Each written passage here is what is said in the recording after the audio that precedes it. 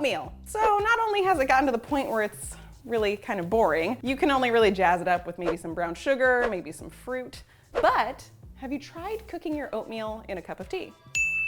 Let that sink in just for a minute, like 3 seconds. Cook oatmeal in your cup of tea. Oatmeal is a blank canvas of flavor, so it needs to be cooked in boiling water anyway, just like your tea.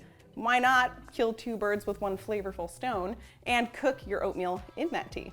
First, boil your water. Then add your tea bag. All that flavor is gonna sink into those oat groats. Turn off the heat and let it steep for like 5 or 6 minutes, just like a normal cup of tea. Take the tea bag out, strain all that good concentrated juice out of it, and then add your oats in. You're gonna snap on the heat again and get it to simmer, just like normal oats. As it simmers, all of that flavor, all the water is gonna seep into those oat groats and you will have a nice flavorful oatmeal.